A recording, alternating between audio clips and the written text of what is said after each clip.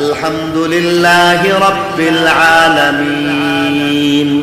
এবার আপনাদেরকে প্রশ্ন করব, কোরআন শরীফ খুলবেন, খোলার পরে দেখবেন এই সূরা ফাতিহার মধ্যে আপনারা বলতেছেন 1 নম্বর আয়াত আলহামদুলিল্লাহি রাব্বিল আলামিন, তার আগে কোনো কিছু লেখা আছে না নাই? বিসমিল্লাহ আছে না নাই? জোরে কোন? তাহলে বিসমিল্লাহ এটা কি কোরআনের আয়াত, সূরা ফাতিহার অংশ হিসেবে গণ্য করা হয়েছে? হয় নাই? হয় নাই? সূরা আলাম নাশরাহ লাকা, প্রত্যেকটা সূরা আছে, প্রত্যেক সূরার আগে বিসমিল্লাহ আছে। বিসমিল্লাহ কি ওই সূরার অংশ? অংশ না। সূরা বাকারার 1 নম্বর আয়াত কি বিসমিল্লাহ? কথা বলেন। সূরা আলে ইমরানের 1 নম্বর আয়াত কি বিসমিল্লাহ? সূরা কাউসারের 1 নম্বর আয়াত বিসমিল্লাহ। প্রত্যেক সূরার আগে বিসমিল্লাহ আছে না নাই? তাহলে বোঝা গেল সূরা একটা জিনিস আর বিসমিল্লাহ আরেকটা জিনিস। এবার আসুন বিসমিল্লাহর মর্যাদাটা একটু বুঝি। বিসমিল্লাহ হইল নামাজের মধ্যে, ওযুর মধ্যে। বিসমিল্লাহ নামাজের মধ্যে, ওযুর মধ্যে। আচ্ছা বলেন, একটু আগে সকলেই আমরা আলহামদুলিল্লাহ জামাতে মাগরিবের নামাজ পড়ছি, বলুন তো দেখি মাগরিবের নামাজের আগে ওযু করছিনি? ওযু আর নামাজ এক জিনিস? এক জিনিস না। তবে ওযু ছাড়া নামাজ হবে না। ঠিক তেমনি ভাবে বিসমিল্লাহ আর সূরা বাকারা এক জিনিস না, বিসমিল্লাহ এক জিনিস। এটা হলো নামাজের মধ্যে ওযুর মতো।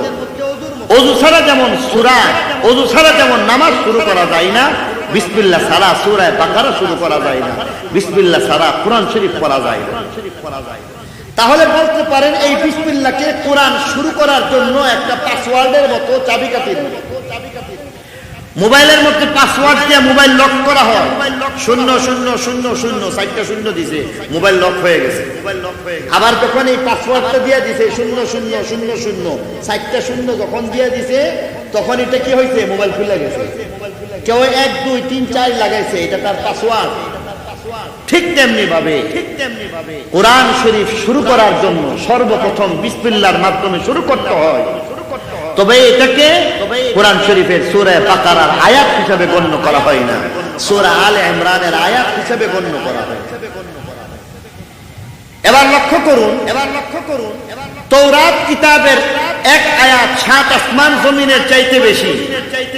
এমন তৌরাতের একটা আয়াত না, বরং তৌরাত, পুরা তৌরাত কিতাবের যতগুলি আয়াত আছে মিজানের পাল্লার মধ্যে রাখেন। 7 আসমান জমিনের চাইতে দামি ইনজিলের একটা আয়াত না, সমস্ত ইনজিল বা বাইবেল এটাকে এক পাল্লার মধ্যে রাখেন। 7 আসমান জমিনের চাইতে দামি জবুর কিতাবের একটা আয়াত না, পুরা জবুর কিতাবকে রেখে দিবেন। সাথে 7 আসমান 7 জমিনকে রাখেন, ইব্রাহিমের সহিফাকে রাখেন, মুসা আলাইহিস সালামের সহিফাকে রাখেন, আরশ, কুরসি, লৌহ, কলম সবকিছুকে রেখে দেন। আরশ, কুরসি, লৌহ, কলম, জান্নাত, জাহান্নাম আদি থেকে অন্ত পর্যন্ত মহাশূন্যের যা কিছু আছে, যত মখলুক আছে, সব কিছুকে এই পাল্লায় রাখেন। আরেক পাল্লার মধ্যে কোরআনে কারীমের কোন একখান আয়াত লাগবে না, বরং কোরআনের আয়াত পড়বার আগে যে বিসমিল্লাহ পড়া হয়, সেই শুধু বিসমিল্লাহকে অপর পাল্লার মধ্যে রাখবেন। ওজন দিয়া দেখেন, কোরআনের আয়াত লাগবে না, বিসমিল্লাহর পাল্লাই সবকিছু চাইতে পারে। এবার বুঝে আসছে কোরআনের মর্যাদা কেমন। যেই জিনিসের দাম বেশি সেই জিনিসের হেফাজত করা লাগে। আল্লাহ রাব্বুল আলামিন এই কারণে তৌরাত কিতাব, এটা সাধারণ আসমানি কিতাব, তার হেফাজতের জিম্মাদারি গ্রহণ করেন। জবুর কিতাব আল্লাহর কাছে, আমাদের কাছে অনেক দামি, কিন্তু আল্লাহর কাছে সাধারণ একটা আসমানি কিতাব, সাধারণ জিনিসের হেফাজতের তেমন ব্যবস্থা করেন। ইনজিল কিতাব আল্লাহর কাছে সাধারণ একটা আসমানি কিতাব, এই কারণে তার হেফাজতের জিম্মাদারি আল্লাহ গ্রহণ করেন না। পক্ষান্তরে কোরআন সবচেয়ে দামি জিনিস। কত দামি? বিসমিল্লাহ দিয়ে বুঝেন কত দামি। সাধারণ আর অসাধারণ, অসম্ভব দামি, আল্লাহর কাছে দামি, মখলুকের কাছে দামি, সকলের কাছে দামি। সর্বকালের সর্বশ্রেষ্ঠ মহাগ্রন্থ আল কোরআন এত দামি, এই দামি কোরআনের হেফাজতের দায়িত্ব আল্লাহ নিয়েছেন। আর এই কারণে আল্লাহ বলেন, ইন্না নাহনু নাযালনা যিকরা ওয়া ইন্না লাহু লাহাফিজুন। আমার আল্লাহ বলেন নিশ্চয় আমি কোরআন নাযিল করছি ইন্না নাহনু নাযালনা যিকরা ওয়া ইন্না লাহু লাহাফিজুন আমি আল্লাহ কোরআন নাযিল করছি কোরআনের হেফাজতের দায়িত্ব আমি আল্লাহ আমার আল্লাহ বলেন ইন্না নাহনু নাযালনা যিকরা ওয়া ইন্না লাহু লাহাফিজুন আমার আল্লাহ বলেন কোরআন বড় দামি কোরআন আমার কালাম সাধারণ কোনো গ্রন্থ নয় সাধারণ কোনো আসমানি কিতাব নয় বরং আমি আল্লাহ নিজে তার দাম বাড়াইছি এটা আমি আল্লাহর কালাম আমি আল্লাহর যেমন মর্যাদা আমি আল্লাহর কালামের মর্যাদা তার চাইতে কম না অতএব আমি আল্লাহ রাব্বুল আলামিন কোরআন আমার কালামের হেফাজতের দায়িত্ব আমি আল্লাহ নিলাম সাবধান সাবধান আল্লাহর কালামের মধ্যে কোন ধরনের রদবদল করা সম্ভব না বদলেগা জমানা লাখো মগর कुरान न बदला जाएगा कुरान এটা বদলাইবার সুযোগ নাই জমানা কাল পরিবর্তন হয়ে যাইতে পারে যুগের পর যুগের পরিবর্তন হয়ে যাইতে পারে জেনারেশনের পরে জেনারেশনের পরিবর্তন হইতে পারে কিন্তু কোরআনের পরিবর্তন সংযোজন বিয়োজন কোনটাই সম্ভব না ঠিক কিনা বলুন ঠিক কিনা বলুন আমার আল্লাহ বলেন ইন্না নাহনু নাযালনা যিকরা ওয়া ইন্না লাহু লাহাফিজুন আমি আল্লাহ বলি শুনো কোরআনকে আমি আল্লাহ নিজে নাযিল করছি আমার কথাকে কাটপিস করার কোনো সুযোগ নাই যেমন ফেসবুকের মধ্যে কারো বক্তব্য কাটছাট করে ফেলা হয় ইউটিউবের মধ্যে কখনো বক্তব্যকে কাটছাট করা হয় কোরআনে কারীম আল্লাহ পাকের পক্ষ থেকে সরাসরি আল্লাহর এক কালাম আমাদের জন্য জগৎবাসীর জন্য সবচেয়ে বড় একটা নিয়ামত বলতে পারেন অন্য আসমানি কিতাবও তো আছে তাওরাত কিতাব আছে জবুর কিতাব আছে ইনজিল কিতাব আছে কোরআন শরীফ তো কোরআন শরীফ যেমন আছে অন্য আসমানি কিতাবের মতোই এটাকে মনে করা ভুল হবে অবশ্যই অন্য সকল আসমানি কিতাব যেই কোনো একটা আসমানি কিতাবের মর্যাদা অনেক বেশি কিতাবের মধ্যে বলা হয় আসমানি কিতাবের মধ্য হইতে যেই কোনো একটা আসমানি কিতাব তার থেকে যদি একটা আয়াতকে সামনে নেওয়া হয় অপর পক্ষে 7 আসমান 7 জমিনকে রেখে দেওয়া হয় মিজানের পাল্লার মধ্যে যেই কোনো আসমানি কিতাবের একটা আয়াতের ওজন অনেক বেশি হয়ে আছে তাওরাত কিতাব এই তাওরাত কিতাবের একখান আয়াত যদি মিজানের পাল্লার মধ্যে রেখে দেওয়া হয় অপর পাল্লাতে 7 আসমান জমিনকে রাখলো এক আয়াত সম্বলিত তাওরাতের যে এক আয়াত সম্বলিত যে পাল্লা মিজানের পাল্লা এটা ভারী হয়ে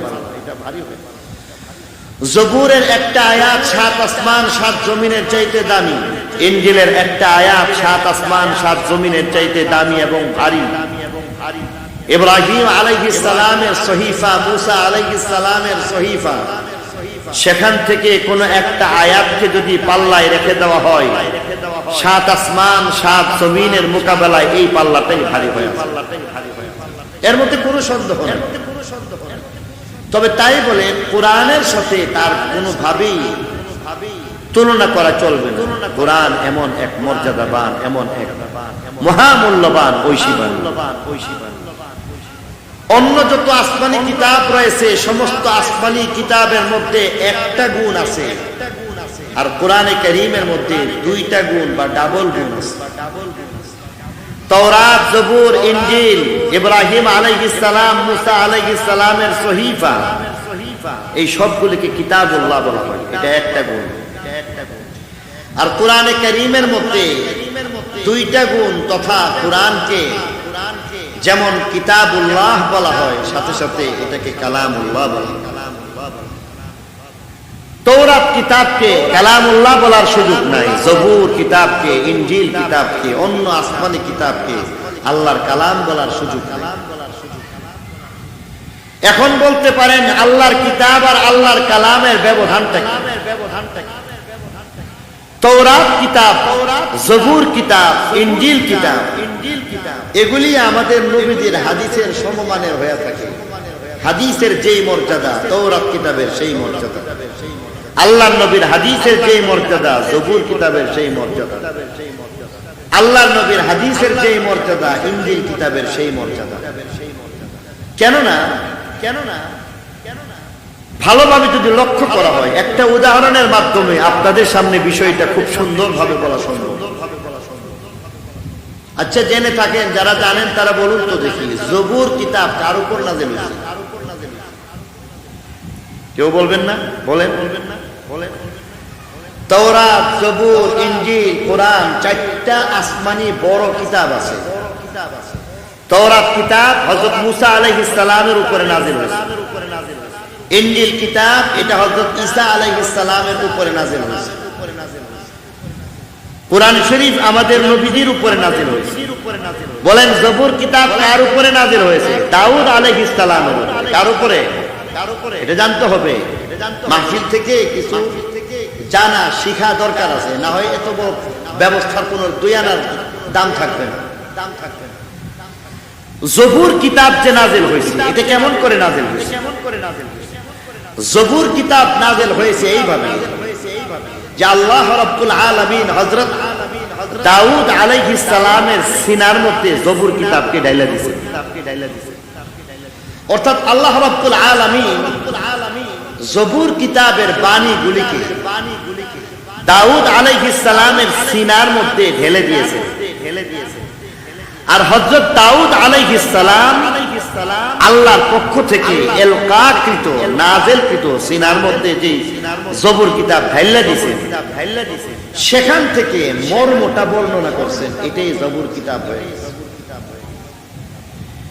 এখানের মধ্যে একটা জিনিস আপনাদেরকে প্রশ্ন করব, মেহেরবানি করে উত্তর দিবেন।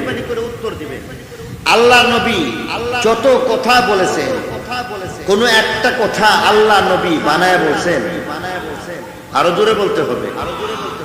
আল্লাহ নবীর প্রত্যেকটা কথাই আল্লাহর কথা, ঠিক কিনা বলেন? তাহলে এখানে একটা প্রশ্ন আসে, আল্লাহ নবীর প্রত্যেকটা কথাই তো নবীর আল্লাহর কথা। তাহলে আল্লাহ নবীর কথাটা কি আমরা হাদিস বলি, আর কোরআন কি নবীর কথা না আল্লাহর কথা? কোন না? কার কথা? আল্লাহর কথা না? তো কোরআনও আল্লাহর কথা, নবীর যে হাদিস আছে এটাও আল্লাহর কথা। তাহলে ব্যবধানটা করলাম কেন? একটাকে কোরআন বললাম, আল্লাহর কথা বললাম, আর একটাকে হাদিস বললাম, নবীর বাণী বললাম। সবই তো আল্লাহর কথা। সবই যদি আল্লাহর কথা হয়ে থাকে, তারপরও কোরআনকে কোরআন বা আল্লাহর কালাম বললাম, হাদিসকে নবীর বাণী বললাম, তার কারণ আছে।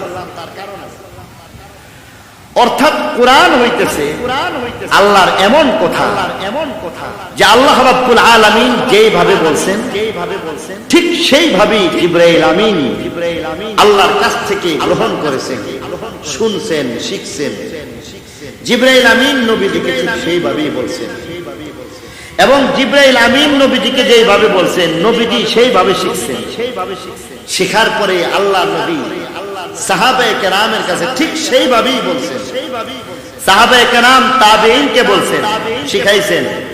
তাবেঈন তাবেঈনকে শিখাইছেন, এবং ধারাবাহিকভাবে এই পর্যন্ত একের পর এক, যুগের পর যুগ, সূত্র পরম্পরা এমন বিরাট জনগোষ্ঠীর মাধ্যমে আমাদের কাছে কোরআন আসছে একটা পর্যায়ে যেখানের মধ্যে এই কোরআনের মধ্যে জের জবর পেশ নক্তারও কোন ধরনের পরিবর্তন অথবা ব্যতিক্রমের কোন সম্ভাবনা নাই। এটার নাম আল্লাহর কালাম। অর্থাৎ আল্লাহ বলছেন আলহামদুলিল্লাহি রাব্বিল আলামিন। আমরা কোরআন শরীফের মধ্যে যেমন পড়তেছি এইভাবেই আমাদের কাছে ধারাবাহিকভাবে যুগ যুগ ধরে আমরা হাজার হাজার লক্ষ লক্ষ হাফেজ কোরআনের মাধ্যমে পাইছি। হাজার হাজার লক্ষ লক্ষ হাফেজ কোরআনের মাধ্যমে পাইতে পাইতে একেবারে আল্লাহ পর্যন্ত এমন বিপুল পরিমাণে হাফেজ কোরআন, কোটি কোটি হাফেজ কোরআন এমন ভাবে বর্ণনা করছেন যে এর মধ্যে তার অর্থ, তার শব্দ, জের জবর পেশ নুক্তা কোনটার মধ্যে কোনো পরিবর্তন সম্ভব। এটা একেবারে ইলমে ইয়াকিনী, সুনিশ্চিত জ্ঞানের দ্বারা আমরা এটা পাইছি। এর মধ্যে কোন ধরনের পরিবর্তন জের জবর পেশ নুক্তার কোনো পরিবর্তন নেই। এটা আল্লাহর কালাম। যেইভাবে আল্লাহ বলছেন সেইভাবেই জিবরাইল বলছেন, সেইভাবেই নবীজি বলছেন, সেইভাবেই সাহাবীরা বলছেন, সেইভাবেই তাবেঈন, তাবেঈন, আইম্মায়ে মুজতাহিদিন আজ থেকে ১৫০০ বছর পর্যন্ত ঠিক সেইভাবেই আমাদের কাছে কোরআন। পক্ষান্তরে নবীর হাদিস এটাও আল্লাহর বাণী, আল্লাহর কথা। তবে ব্যবধান হইল কোরআন যেইভাবে শব্দে শব্দে, অক্ষরে অক্ষরে, নোক্তায় নোক্তায়, জের জবর পেশ নোক্তা এর মধ্যে কোন ধরনের পরিবর্তন ছাড়া ঠিক ভাবে বলা হয়েছে, হাদিসটা এইভাবে না। বড় হাদিস আল্লাহ তাআলা নবীজির সিনার মধ্যে ডাইলা দিছে, আর নবীজি আল্লাহর বাণীর মর্ম বর্ণনা করছেন, শব্দ না। তো কোরআনের মধ্যে আল্লাহর বাণীর মর্ম এবং শব্দ দুইটাই যথাযথভাবে আসে। পক্ষান্তরে হাদিসের মধ্যে আল্লাহর বাণীর মর্ম শব্দ কি, আল্লাহর বাণীর শব্দ কি নবীজি হাদিসের মধ্যে বলছেন না মর্ম? কথাটা কি বুঝেন নাই? আমি আবার বলি, কোরআনের মধ্যে কোরআনের শব্দ এবং মর্ম দুইটাই কার কথা? আরো জোরে বলতে হবে, কার কথা? পক্ষান্তরে হাদিসের মধ্যে শব্দের ব্যতিক্রম হইতে পারে, মর্মটা হইল আল্লাহর কথা। হাদিসের মধ্যে আল্লাহ নবী মর্ম বর্ণনা করেছেন, শব্দ বলেন নাই। আর কোরআনের মধ্যে আল্লাহ নবী আল্লাহর কালাম, আল্লাহর কিতাব কোরআন শরীফের শব্দ যেমন বলেছেন, মর্ম বলেছেন। শব্দেরও কোনো ব্যবধান নাই, মর্মেরও কোনো ব্যবধান নাই। এবার বুঝে থাকলে বলুন তো দেখি, আল্লাহ নবী তার উপরে আল্লাহর যে বাণী তার সিনার মধ্যে ঢেলে দিয়েছেন, এটা দিয়ে মর্মটা বর্ণনা করছেন। এটার মধ্যে বুঝে থাকলে বলুন, আগে যে একটু আগে বলছিলাম দাউদ আলাইহিস সালামের সিনার মধ্যে ঢেলে দিয়েছে, আর আল্লাহ নবী দাউদ আলাইহিস সালাম জবুর কিতাব বলছেন, মানে কি মর্ম বর্ণনা করেছেন নাকি শব্দ? কথা বলেন। হাদিসের মধ্যে যেমন আল্লাহ নবী আল্লাহর বাণীর মর্ম ব্যক্ত করেছেন, দাউদ নবী জবুর কিতাবের মতো আল্লাহর বাণীর মর্ম বর্ণনা করেছেন। তাহলে বিষয়টা পরিষ্কার, আমাদের নবীজির হাদিস এটা যেমন আল্লাহর বাণীর মর্ম বলে, জবুর কিতাব এটাও আল্লাহর বাণীর মর্মই বলে। পক্ষান্তরে কোরআনের মধ্যে শুধু মর্ম বলে না শব্দও বলে, দুইটাই বলতেছে। তাহলে আল্লাহর কালাম কোরআন, আর এই কারণে বলতেছে কোরআনের মর্যাদা কত বেশি। কোরআনের মর্যাদা এত বেশি যে এর সাথে অন্য কোন আসমানি কিতাবের সাথে তুলনা করাই যাবে না। আগেও বলছিলাম, আবার বলি, অন্য আসমানি কিতাব আর নবীজির হাদিসের মর্যাদা এক। জবুর কিতাবের মর্যাদা নবীর হাদিসের সমান, নবীর হাদিসের সমান। ইনজিল কিতাব নবীর হাদিসের মর্যাদা যতটুকু পায়, তওরাত কিতাব এতটুকু মর্যাদা পায়। একটু আগে বলছি, সেই তওরাত বলেন, জবুর বলেন, ইনজিল বলেন, এক আয়াতের দাম ৭ আসমান জমিনের চাইতে বেশি না কম? আরো জোরে কোন? জবুর কিতাবের এক আয়াতের মর্যাদা ৭ আসমান জমিনের চাইতে বেশি নাকি কম? ইনজিল কিতাবের একটা আয়াত ৭ আসমান ৭ জমিনের চাইতে বেশি নাকি কম? এবার আসেন কোরআনের মর্যাদা বুঝে। কোরআনের মধ্যে আমরা প্রত্যেকটা সূরার আগে বিসমিল্লাহ পড়ি নাকি পড়ি না? সূরা ফাতিহার মধ্যে ৭টা আয়াত আছে। কয়টা আয়াত? ৭টা আয়াত। বলেন তো ১ নম্বর আয়াত কি? জোরে বলতে হবে, মাশাআল্লাহ মাশাআল্লাহ। ১ নম্বর আয়াত কি? আলহামদুলিল্লাহি রাব্বিল আলামিন। এবার আপনাদেরকে প্রশ্ন করব, কোরআন শরীফ খুলবেন, খোলার পরে দেখবেন এই সূরা ফাতিহার মধ্যে আপনারা বলতেছেন 1 নম্বর আয়াত আলহামদুলিল্লাহি রাব্বিল আলামিন, তার আগে কোনো কিছু লেখা আছে না নাই? বিসমিল্লাহ আছে না নাই? জোরে কোন? তাহলে বিসমিল্লাহ এটা কি কোরআনের আয়াত, সূরা ফাতিহার অংশ হিসেবে গণ্য করা হয়েছে? হয় নাই? সূরা আলাম নাশরাহ লাকা, প্রত্যেকটা সূরা আছে, প্রত্যেক সূরার আগে বিসমিল্লাহ আছে। বিসমিল্লাহ কি ওই সূরার অংশ? অংশ না। সূরা বাকারার 1 নম্বর আয়াত কি বিসমিল্লাহ? কথা বলেন। সূরা আলে ইমরানের 1 নম্বর আয়াত কি বিসমিল্লাহ? সূরা কাউসারের 1 নম্বর আয়াত বিসমিল্লাহ। প্রত্যেক সূরার আগে বিসমিল্লাহ আছে না নাই? তাহলে বোঝা গেল সূরা একটা জিনিস আর বিসমিল্লাহ আরেকটা জিনিস। এবার আসুন বিসমিল্লাহর মর্যাদাটা একটু বুঝি। বিসমিল্লাহ হইল নামাজের মধ্যে ওযুর মধ্যে, বিসমিল্লাহ নামাজের মধ্যে ওযুর মধ্যে। আচ্ছা বলেন, একটু আগে সকলেই আমরা আলহামদুলিল্লাহ জামাতে মাগরিবের নামাজ পড়ছি, বলুন তো দেখি মাগরিবের নামাজের আগে ওযু করছিনি? ওযু আর নামাজ কি এক জিনিস? এক জিনিস না। তবে ওযু ছাড়া নামাজ হবে না। ঠিক তেমনি ভাবে বিসমিল্লাহ আর সূরা বাকারা এক জিনিস না, বিসমিল্লাহ এক জিনিস। এটা হলো নামাজের মধ্যে ওযুর মতো। ওযু ছাড়া যেমন সূরা, ওযু ছাড়া যেমন নামাজ শুরু করা যায় না, বিসমিল্লাহ ছাড়া সূরা বাকারা শুরু করা যায় না, বিসমিল্লাহ ছাড়া কোরআন শরীফ পড়া যায় না। তাহলে বলতে পারেন এই বিসমিল্লাহকে কোরআন শুরু করার জন্য একটা পাসওয়ার্ডের মতো, চাবিকাঠির মতো। মোবাইলের মধ্যে পাসওয়ার্ড দিয়ে মোবাইল লক করা হয়, 0000 চারটা শূন্য দিছে, মোবাইল লক হয়ে গেছে। আবার যখন এই পাসওয়ার্ডটা দিয়ে দিছে 0000 চারটা শূন্য যখন দিয়ে দিছে, তখন এটা কি হয়েছে? মোবাইল খুলে গেছে। কেউ 1 2 3 4 লাগাইছে, এটা তার পাসওয়ার্ড। ঠিক তেমনি ভাবে কোরআন শরীফ শুরু করার জন্য সর্বপ্রথম বিসমিল্লাহর মাধ্যমে শুরু করতে হয়। তবে এটাকে কোরআন শরীফের সূরা বাকারার আয়াত হিসেবে গণ্য করা হয় না, সূরা আলে ইমরানের আয়াত হিসেবে গণ্য করা হয়। এবার লক্ষ্য করুন, তৌরাত কিতাবের এক আয়াত 7 আসমান জমিনের চাইতে বেশি। এমন তৌরাতের একটা আয়াত না, বরং তৌরাত পুরা তৌরাত কিতাবের যতগুলি আয়াত আছে মিজানের পাল্লার মধ্যে রাখেন। 7 আসমান জমিনের চাইতে দামি ইনজিলের একটা আয়াত না, সমস্ত ইনজিল বা বাইবেল এটাকে এক পাল্লার মধ্যে রাখে। 7 আসমান জমিনের চাইতে দামি জবুর কিতাবের একটা আয়াত না, পুরো জবুর কিতাবকে রেখে দিবেন। সাথে 7 আসমান 7 জমিনকে রাখেন, ইব্রাহিমের সহিফাকে রাখেন, মুসা আলাইহিস সালামের সহিফাকে রাখেন, আরশ কুরসি লৌহ কলম সবকিছুকে রেখে দেন। আরশ কুরসি লৌহ কলম জান্নাত জাহান্নাম আদি থেকে অন্ত পর্যন্ত মহাশূন্যের যা কিছু আছে, যত মখলুক আছে সব কিছুকে এই পাল্লায় রাখেন। আরেক পাল্লার মধ্যে কোরআনে কারীমের কোনো একখান আয়াত লাগবে না, বরং কোরআনের আয়াত পড়বার আগে যে বিসমিল্লাহ পড়া হয় সেই শুধু বিসমিল্লাহকে অপর পাল্লার মধ্যে রাখবেন। ওজন দিয়া দেখেন কোরআনের আয়াত লাগবে না, বিসমিল্লাহর পাল্লাই সবকিছু চাইতে পারি। এবার বুঝে আসছে কোরআনের মর্যাদা কেমন। যেই জিনিসের দাম বেশি সেই জিনিসের হেফাজত করা লাগে। আল্লাহ রাব্বুল আলামিন এই কারণে তৌরাত কিতাব, এটা সাধারণ আসমানি কিতাব, তার হেফাজতের জিম্মাদারি গ্রহণ করেন।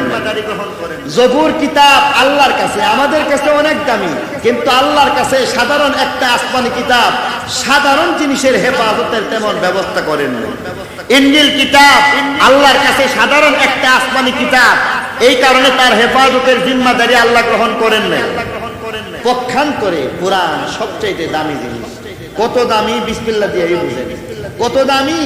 সাধারণ আর অসাধারণ, অসম্ভব দামি, আল্লাহর কাছে দামি, মখলুকের কাছে দামি, সকলের কাছে দামি। সর্বকালের সর্বশ্রেষ্ঠ মহাগ্রন্থ আল কোরআন এত দামি, এই দামি কোরআনের হেফাজতের দায়িত্ব আল্লাহ নিয়েছেন। আর এই কারণে আল্লাহ বলেন, ইন্না নাহনু নাযালনা যিকরা ওয়া ইন্না লাহু লাহাফিজুন। আমার আল্লাহ বলেন নিশ্চয় আমি কোরআন নাযিল করছি।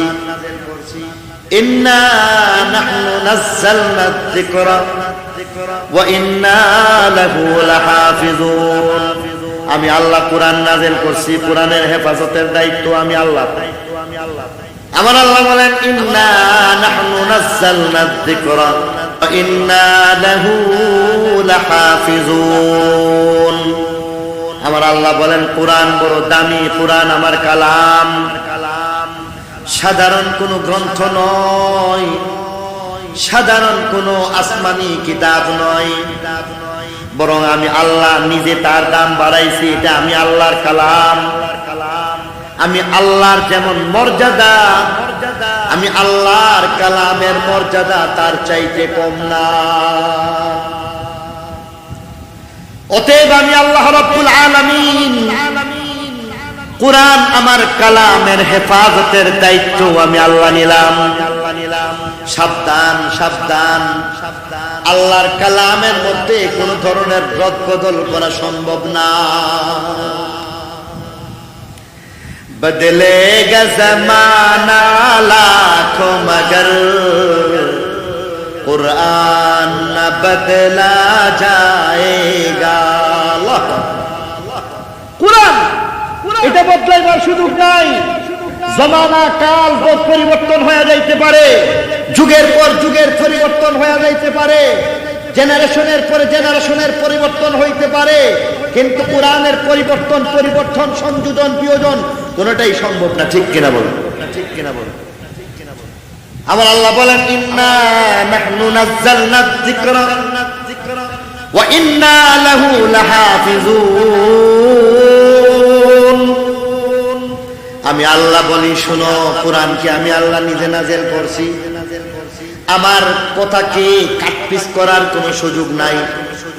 যেমন ফেসবুকের মধ্যে কারো বক্তব্য কাটছাট করে ফেলা হয়, ইউটিউবের মধ্যে কখনো বক্তব্যকে কাটছাট করা হয়। একজন মানুষের বক্তব্যকে কাটছাট করার সুযোগ আছে। আমার আল্লাহ বলে সাবধান সাবধান, জেনে রাখো এই দরজাটা বন্ধ। তাওরাত কিতাবের দায়িত্ব আমি নেই নাই, কারণ আমি আল্লাহর মর্ম বলা হয়েছে, হয়তো শব্দ সেখানে নাই। জবুর কিতাবের দায়িত্ব আমি নেই নাই, মর্ম বলা হয়েছে, শব্দ বলা হয় নাই। ইনজিল কিতাবের দায়িত্ব আমি আল্লাহ গ্রহণ করি নাই। ইনজিল কিতাবের মধ্যে আমি আল্লাহর বাণীর মর্মটা শুধু বর্ণনা করা হয়েছে। তবে পক্ষান্তরে কোরআনকে জেনে রাখো, মর্ম আমার, শব্দ আমার, প্রত্যেকটা কথা ওহীর মাধ্যমে আসছে, নাকলান মুতাওয়াতিরান বিলা শুবহাতিন চলে আসছে। অতএব সাবধান, এর মধ্যে আমার কথা বলে অন্যের কথাকে ঢুকাইয়া চালাইয়া দিবে সেই সুযোগ আমি আল্লাহ দিব না। আমি আল্লাহ নিজে দায়িত্ব নিলাম। ইন্না নাহনু নাযালনা যিকরা ওয়া ইন্না লাহু লাহাফিজুন। আমি আল্লাহ দায়িত্ব, আমি আল্লাহ দায়িত্ব। প্রশ্ন হইতেছে মহান আল্লাহ রাব্বুল আলামিন কুরআন হেফাজতের ব্যবস্থা কেমন করে করলেন, কি সব পদ্ধতি গ্রহণ করলেন। হাকিমুল ইসলাম কারি তৈয়ব সাহেব রাহমাতুল্লাহি আলাইহি বলেন, কুরআন হেফাজতের জন্য আমার আল্লাহর পক্ষ থেকে অনেক ধরনের ব্যবস্থা করা হয়েছে। প্রত্যেকটা ব্যবস্থা ইলহামি, প্রত্যেকটা ব্যবস্থা এমন কুদরতি আল্লাহর পক্ষ থেকে, যেখানের মধ্যে মানুষের কোন ধরনের ক্ষমতা সেখানের মধ্যে চলতে পারে না। আবার আল্লাহ বলেন আমি হেফাজত করছি কোরআনকে। কোরআনকে আমি এত সুন্দর সাবলীল ভাবে, এত সুন্দর সাহিত্য সমৃদ্ধ করে বানাইলাম, তার সাথে মিলাইয়া কশিন কালো কেউ কোনোদিন সাহিত্য সমৃদ্ধ নকল কোরআন বানানোর কোনো সুযোগ নাই। কোরআনের একটা আয়াত খানায়ে কাবার মধ্যে লিখে দেওয়া হয়েছে, ইন্না আতাইনাকাল কাউসার ফাসাল্লি লিরাব্বিকা ওয়ানহার ইন্না শানিআকা হুয়াল আবতার। ছোট্ট আয়াত লিখে দিলেন, কিন্তু সেই কোরআনের আয়াতের সাহিত্য জ্ঞানের সাথে মিলাইয়া, মানের সাথে মিলাইয়া পারলেন না। সাথে সাথে সকলে মিলে লিখে দিলেন, ইন্না আতাইনাকাল কাউসার লাইসা হাদা কালামুল বাশার। মানব রচিত কোনো কথা এটা হয় না, এটা মানুষের পক্ষে সম্ভব না, বরং ঐশী বাণী আল কোরআন, তার সাথে অন্য কারো কথা বনবে না। অতএব তোমরা লিখে দিলাম এখানের মধ্যে দেখো, যেখানের মধ্যে লেখা হয়েছে, এক লাইনে লেখা হয়েছে ইন্না আতাইনাকাল কাউসার, কোরআনের আয়াত। অপর লাইন, তৃতীয় লাইনের মধ্যে লিখে দেওয়া হয়েছে লাইসা হাদা কালামুল বাশার, কিন্তু মানব রচিত সেই কথাটা কোরআন থেকে একেবারে ভিন্ন হয়ে গেছে, যে কেহ শুনলে বুঝতে পারে প্রথম লাইন আল্লাহর কালাম কোরআন, দ্বিতীয় লাইনটা হয়তো বা কোনো কবির রচনা। ঠিক কিনা বলো? বুঝেন না? আলহামদুলিল্লাহি রাব্বিল আলামিন। সাথে সাথে যদি আরো কিছু বানায় বলতে থাকি দেখবেন যে বেশ লেগে গেছে গা। আপনি নিজেই বুঝতে পারবেন। একটা কৌতুকের মতো একটা গল্প বলা যায়। আগের যুগে তো হাফেজের সংখ্যা ছিল কম। এক জায়গায় নাকি দুইজন হাফেজ সাহেব গেছে, দুইজন হাফেজ সাহেব গিয়া তারাবির নামাজ পড়াইতে শুরু করছেন। আর তারাবির নামাজ পড়াইতে গিয়ে চিন্তা করতেছেন গ্রামের সাধারণ মানুষ যারা আছে এদের সামনে তো আরবি শুধু পড়ে দিলেই চলবো, কোনো একটা কিতাব যদি পড়ে দিলে অসুবিধা নাই, এরা মনে করবো আমি যদি কোরআন শরীফ পড়তেছি। এই কারণে দুইজনে একজন আরেকজনের সাথে সমন্বয় হয়েছে না হইয়া বাস নামাজের মধ্যে দাঁড়াইছে। নামাজের মধ্যে দাঁড়ায় সূরা ফাতিহা শেষ করছে। সূরা ফাতিহা শেষ করে কাফিয়া কিতাব থেকে পড়তে শুরু করছে। আল কালিমাতুল লাফজুল উদিয়া লিমাদাল মুফরাদাল মুফরাদিন মুফরাদিন। এই মুফরাদাল মুফরাদিন মুফরাদুন যখন পড়তে শুরু করছে, পিছন থেকে হাফিজ সাহেব বলতেছে আলা ইন্নাহা কাফিয়া, হে তুই কি পড়তেছ? এটা তো কোরআন না, এটা তো কাফিয়া কিতাব পড়তেছ। ওর সাথে সাথে আরবিতে জবাব দিতেছে উস্কুত, এই তুই চুপ থাক, লাকা নিসফুন ওয়ালি নিসফুন, তুই অর্ধেক নির্গা বাকি অর্ধেক আমার দালালি চলবো। এখানের মধ্যে বলার উদ্দেশ্য হইতেছে সূরা ফাতিহার সাথে যেমন করে অন্য আসমানি কি অন্য মানব রচিত কোনো কথা এটাকে মিলাইলেও মানুষের পক্ষে বোঝা সম্ভব, ঠিক তেমনি ভাবে আপনি যতই চেষ্টা করেন কোরআনের সাথে মিলাইয়া আপনি সাহিত্য সমৃদ্ধ এমন কোন রচনা পৃথিবীর মধ্যে আজ পর্যন্ত কেউ পারে নাই, পারবেও না। ঠিক কিনা বলেন? ঠিক কিনা? এটা আল্লাহ হেফাজতের একটা ব্যবস্থা করছেন। হেফাজতে কোরআনের আরেকটা ব্যবস্থা করেছেন, সময় অল্প বিধায় খুব সংক্ষিপ্তভাবে কথাটাকে আমি শেষ করে দিতে চাই। হেফাজতে কোরআনের অন্যতম আরেকটা ব্যবস্থা করেছেন আল্লাহ রাব্বুল আলামিন আরশে আজিমের উপরে খাস রাজ্য নির্মাণ করেছেন। সুবহানাল্লাহ। আরশে আজিমের উপরে খাস রাজ্য নির্মাণ করেছেন কেমন করে? কোরআনের প্রত্যেকটা আয়াত এবং প্রত্যেকটা অক্ষরের আদলে আল্লাহ একটা একটা পাহাড় নির্মাণ করেছেন। আরশে আজিমের উপরে সেই কাফ রাজ্যের মধ্যে বিসমিল্লাহির রহমানির রহিম যেইভাবে আমরা সাধারণত আরবিতে লিখি ঠিক সেইভাবে 19টা অক্ষর দিয়া বিসমিল্লাহির রহমানির রহিম লেখছেন। 19টা পাহাড়ের দ্বারা বিসমিল্লাহকে হেফাজত করছেন। সুবহানাল্লাহ। সকালে নাস্তার পরে কেউ আপনারা খুশি না বেজার? আপনাদের কোরআন আল্লাহর কালাম, মহাগ্রন্থ আল্লাহর কালাম, এর হেফাজতের ব্যবস্থা আল্লাহ কাফ রাজ্যের মাধ্যমে করছেন, পাহাড়ের মাধ্যমে করছেন। খুশি না বেজার?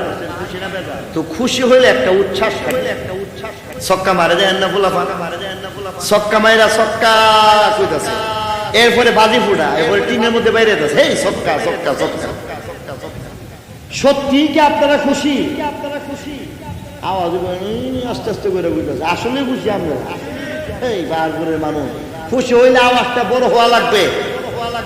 সামনে ইলেকশন আইতেছে, যারা খুশি দেখবেন মার্কাটা কি বলে একবারে নাচানাচি শুরু করতেছে।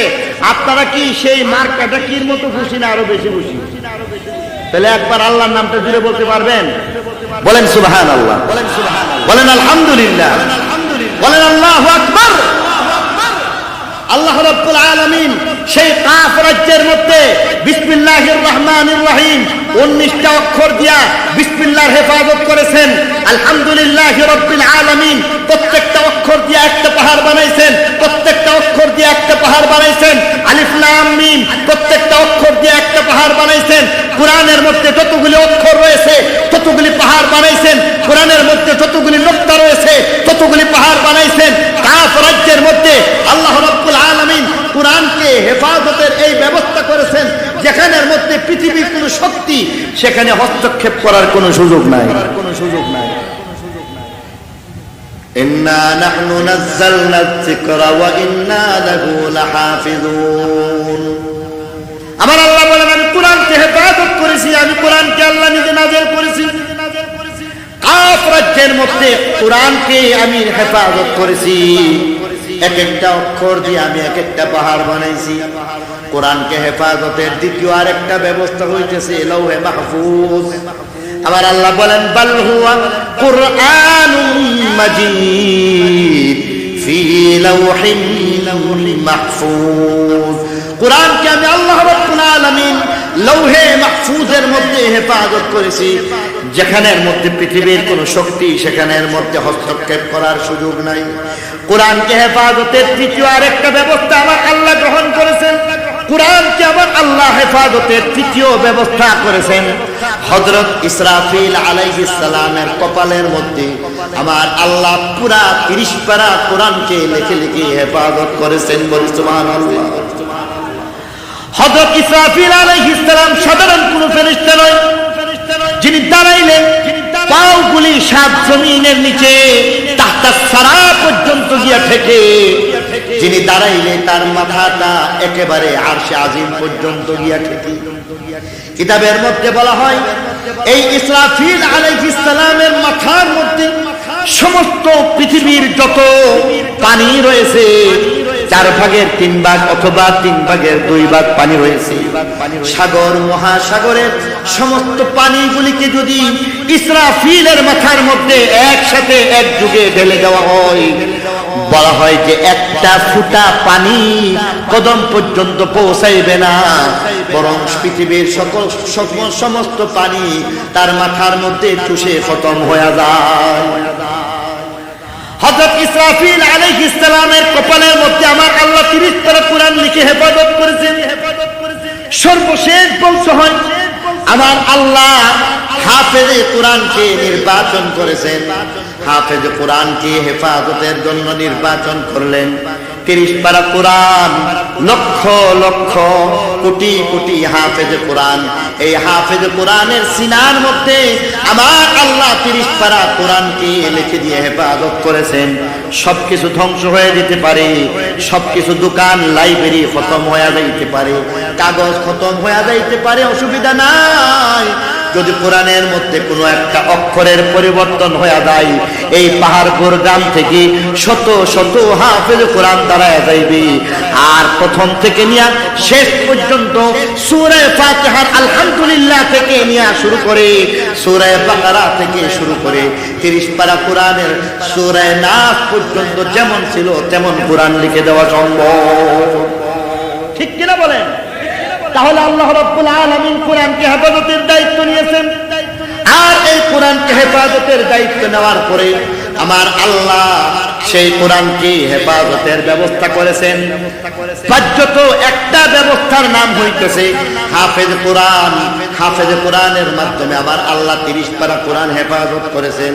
অতএব এই হাফেজ কোরআন যাদের সিনাকে নির্বাচন করেছেন আমার আল্লাহ সেই হাফেজ কোরআনের মর্যাদা দিয়েছেন। ইবনে আসাকিরের একটা রিওয়ায়াত হযরত আনাস ইবনে মালিক রাদিয়াল্লাহু তাআলা আনহু থেকে বর্ণিত রিওয়ায়াত, সেই রিওয়ায়াতের মধ্যে একজন হাফেজে কোরআনের মর্যাদার কথা বলা হয়েছে। বলি সুবহানাল্লাহ। অনেক মর্যাদা জানি, অনেক মর্যাদা শুনেছি, আজকে একটা ব্যতিক্রমী মর্যাদার কথা আপনাদেরকে বলতে চাই। ইবনে আসাকিরের রিওয়ায়াতের মধ্যে বলে দেওয়া হয়েছে, বলতেছেন যে ইন্না ফিল জান্নাতি নাহরান, জান্নাতের মধ্যে একটা নহর আছে, ইসমুহু রায়্যান, যার নাম রায়্যান। আল্লাহ রাব্বুল আলামিন এমন একটা বিশাল নদী, জান্নাতের এই রায়্যান নামক নদী আল্লাহ রাব্বুল আলামিন রেখেছেন, যেখানের মধ্যে আল্লাহ রাব্বুল আলামিন হাফেজ কোরআনের মর্যাদা রাখছে। বলতেছে ইসমুহু রায়্যান আলাইহি মাদিনাতুন মিন মারজান, মারজান বেশ কিমতি পাথরের দ্বারা এক বিরাট নগরী নির্মাণ করা হয়েছে। এই পাথরের বেশ কিমতি পাথর, এটা আমাদের সাধারণ ইট সুরকির পাথর নয়, বরং এটা এমন দামি, হীরা মণি মুক্তা এগুলির চাইতো আরো দামি। একবার শুনছিলাম এই সামান্য হীরা, অল্প একটু হীরার টুকরা এইভাবে টিপ দিয়ে ধরছে, সাংবাদিকরা ছবি উঠাইছে, পত্রিকার মধ্যে পড়েছিলাম এই ছোট্ট একটা পাথরের টুকরার দাম ছিল আজকে থেকে 20 বছর আগের কথা, 2001 অথবা 2 সনের কথা। তখন বলা হয়েছে এই একটা পাথরের দাম 3 কোটি টাকা। 3 কোটি টাকার সেই পাথরের চাইতে দামি মারজান। এই মারজানের পাথরের দ্বারা নির্মিত বিরাট একটা নগরী রয়েছে, যা কিনা রাইয়ান নদীর কিনারার মধ্যে অবস্থিত। লাহু 70,000 বাব, তার 70,000, এই শহরের মধ্যে প্রবেশ করতে 70,000 তোরণ রাখা হয়েছে, গেট রাখা হয়েছে। এই গেটগুলি আমাদের দেশের মধ্যে গেট বানায় কেমনে? কাপড় দিয়া, বাঁশ দিয়া, ঠিক কিনা বলে? একটা ব্যানার লাগাই দিতেছে, অমুক সাহেবের আগমন, শুভেচ্ছা, স্বাগতম, একটার পর একটা তোরণ লাগাই দিতেছে। প্রধানমন্ত্রী যদি আসে দেখবেন তোরণে তোরণে ছেয়ে যাচ্ছে। বলা হইতেছে সেই নগরীর মধ্যে যেই তোরণ নির্মাণ করা হবে, তোরণগুলি কতগুলি হবে? লাহু 70,000 বাব, 70,000 তোরণ সেখানের মধ্যে থাকবে। আর এই তোরণগুলি থাকবে কিসের? মিন যাহাবিন ওয়া ফিদ্দা, স্বর্ণ এবং চাঁদির দ্বারা নির্মিত সেই তোরণ। আর এগুলি কাদের জন্য? বললে হামিলুল কোরআন, যারা কোরআনের ধারক বাহক হয়ে যাইবে, কোরআনওয়ালা যারা হয়ে যাইবে, হাফেজে কোরআন যারা আছে, তাদের জন্য সেই বিরাট তোরণের ব্যবস্থা করা হইতেছে। হাদিউল আরওয়াহ এক কিতাব আছে, যেখানের মধ্যে বলা হয়েছে এই 70,000 তোরণের মধ্যে হাফেজে কোরআনকে আল্লাহ রাব্বুল আলামিন সম্মাননা দিবেন। প্রথম যেই তোরণ রয়েছে, সেই প্রথম তোরণের মধ্যে 70,000 ফেরেশতা দাঁড়ায় থাকবেন। 70,000 ফেরেশতার হাতে 70,000 আল্লাহর পক্ষ থেকে তুহফা এবং হাদিয়া থাকবে। যখন প্রথম তোরণের মধ্যে তিনি প্রবেশ করতে যাবেন, 70,000 ফেরেশতা প্রথমত 70,000 সালাম পেশ করবেন। 70,000 ফেরেশতা 70,000 আল্লাহর পক্ষ থেকে হাদিয়া পেশ করবেন হাফেজ কোরআনের জন্য। এটা হচ্ছে একটা নজরানা। দ্বিতীয় তোরণের মধ্যে যখন যাইবেন, ডাবল হয়ে যাইতেছে, 1,40,000 ফেরেশতা দাঁড়ায় যাইবে, 1,40,000 সালাম, 1,40,000 তোহফা আল্লাহর পক্ষ থেকে পেশ করা হবে।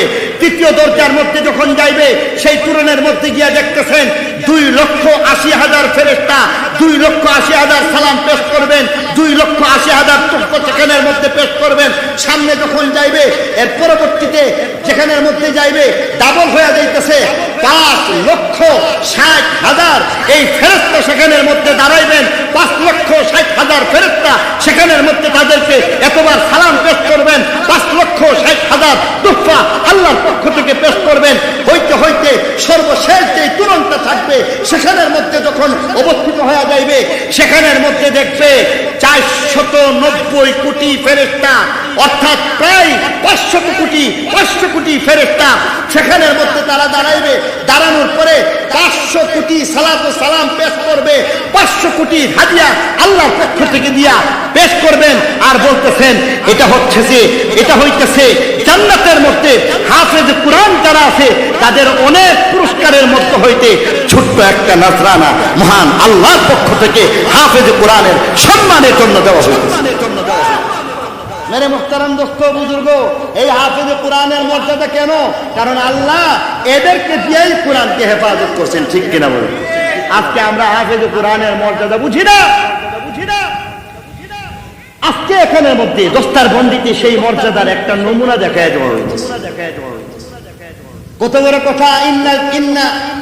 ইন্না লিল্লাহি আহলিনা মিনান নাস। হাফেজ কোরআনদের ব্যাপারে আল্লাহ বলে দিয়েছে, মানুষের মধ্যে হইতে আল্লাহর ঘরের কিছু লোক আছে, অথচ আল্লাহ রাব্বুল আলামিন লাম ইয়াত্তাখিজ সাহিবাতাও ওয়ালা ওয়ালাদা, লাম ইয়ালিদ ওয়া লাম ইউলাদ, যার কোনো শরীক নাই, যার কোনো সন্তান নাই, যার স্বামী নাই, যার স্ত্রী নাই, যার পরিবার থেকে পাক, যিনি সন্তান থেকে পাক, সেই আল্লাহ বলতেছেন আমার খাস পরিবারের লোক আছে। কিলা মান হুম ইয়া রাসূলুল্লাহ, ইয়া রাসূলুল্লাহ, তারা কারা? যাদেরকে আপনার খাস পরিবারের কথা বলতেছেন। আপনার তো পরিবার থেকে তো আপনি পান, এরপরও আপনার পরিবারের সদস্যের মতো আপনি তাকে সম্মান করেন, তাকে আপন বানায় নিতেছেন। তারা কারা? এরা হইলে হাফেজ কোরআন। ওই বুঝা বুঝছি হাফেজ কোরআন, এরা হচ্ছে সেই হাফেজ কোরআন। আজকে আপনাদের সামনে হয়তোবা তাদেরকে দুনিয়ার নিয়ম অনুযায়ী ছোট্ট একটা নজরানা দেওয়া হইতেছে। এই নজরানা এটা নমুনা, খাজানা জান্নাতের মধ্যে রয়ে গেছে। অতএব কারণে আমাকে আপনাকে এই কোরআনের ছায়াতলে আসা দরকার। কোরআনের সাথে মিললেই দাম বাড়ে। কোরআনের সাথে মিলে গেছে কাঠের টুকরাটা দামি হয়ে গেছে, কোরআনের সাথে মিলে গেছে একটা দিন, তার দাম বেড়ে গেছে, মাসের দাম বেড়ে গেছে, বছরের দাম বেড়ে গেছে, এলাকার দাম বেড়ে গেছে, সিনার দাম বেড়ে গেছে। কোরআনের সাথে মিললে থাকলে আপনার দামও বাড়বে, আপনার দামও বাড়বে। যা কিছু বললাম এই কথাগুলি আমার উপর, আমাকে আপনাকে সকলকে আমলের তৌফিক দান করুন। কোরআনের সাথে ভালোবাসা রাখতে রাজি আছেন? সবাই রাজি আছেন? মাদ্রাসা বাসবে তো কোরআনের হাফেজ তৈরি হয়ে যাবে। আর এই মাদ্রাসাগুলি যদি নষ্ট হয়ে যায় কোরআনওয়ালা পিছড়ায় পাইবেন না। পাহাড়পুর মদিনাতুল আউলিয়া মাদ্রাসা আজকে প্রায় 25 বছর যাবত যে মাদ্রাসা পরিচালিত হয়ে আসছে, আপনাদের জন্য ভাগ্যের কথা।